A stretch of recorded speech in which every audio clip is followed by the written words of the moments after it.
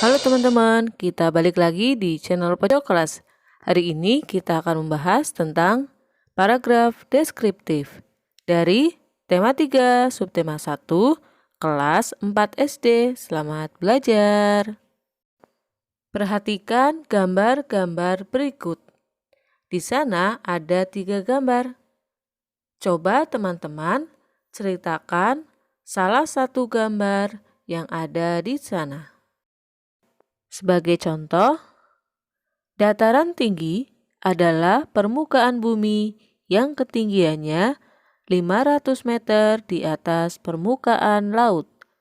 Dataran tinggi biasanya dimanfaatkan untuk peristirahatan, objek wisata, dan usaha perkebunan.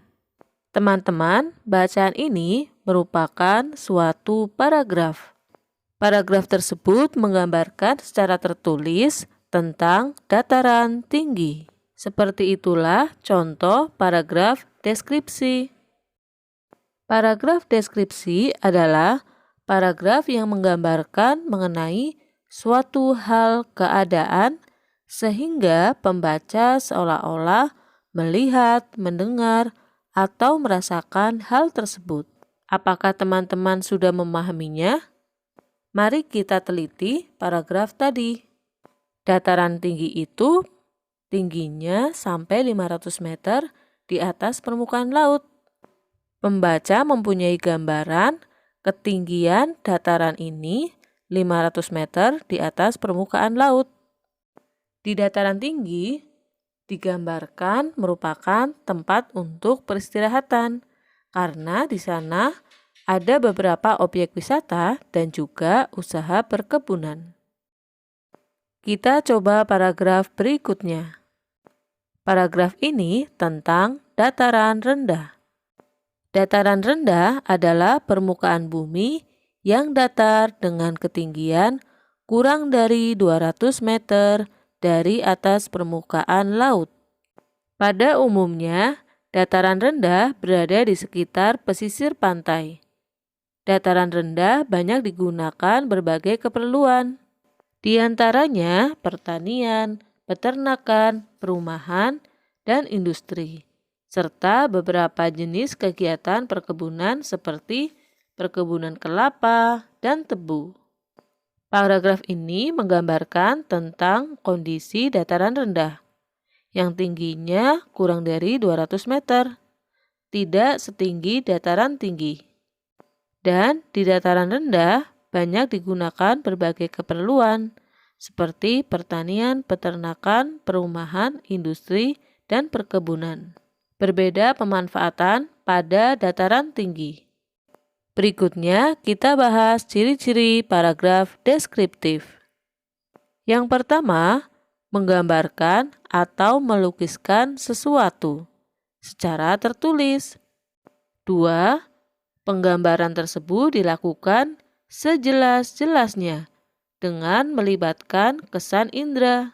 Yang ketiga, membuat pembaca atau pendengar seolah-olah merasakan sendiri atau mengalaminya sendiri dengan hanya membaca paragraf deskriptif. Pola pengembangan paragraf deskriptif. Ada 3 pola pengembangan paragraf deskriptif. Yang pertama, paragraf deskriptif spasial, menggambarkan objek khusus, ruangan, benda, atau tempat. Yang kedua, paragraf deskriptif subjektif, menggambarkan objek seperti tafsiran atau kesan perasaan penulis. Yang ketiga, paragraf deskriptif objektif, menggambarkan objek dengan apa adanya atau kondisi sebenarnya. Itulah pola-pola pengembangan paragraf deskriptif. Contoh paragraf deskriptif. Pemandangan Pantai Parangtritis, Yogyakarta sangat mempesona. Di sebelah kiri terlihat tebing yang sangat tinggi. Di sebelah kanan, kita dapat melihat batu karang besar yang seolah-olah siap menjaga gempuran ombak yang datang setiap saat. Banyaknya wisatawan yang selalu mengunjungi pantai Parangtritis ini membuat pantai ini tidak pernah sepi dari pengunjung. Di pantai Parangtritis ini, kita dapat bermain pasir dan merasakan hembusan segar angin laut. Kita juga dapat naik kuda ataupun angkutan sejenis andong yang dapat membawa kita ke area karang laut yang sungguh indah. Pada sore hari, kita dapat melihat matahari terbenam. Saat itu sangat istimewa karena kita dapat melihat matahari seolah-olah masuk ke dalam hamparan air laut. Itulah penggambaran secara tertulis tentang pantai Parangtritis. Mari kita lihat gambar-gambar tentang pantai Parangtritis. Apakah sama dengan paragraf yang diceritakan? Ini adalah gambar di pantai Parangtritis. Sama ya teman-teman, seperti yang diceritakan dalam paragraf yang tadi kita baca. Seperti itulah dalam kita membuat sebuah paragraf deskriptif. Gambarkan secara detail.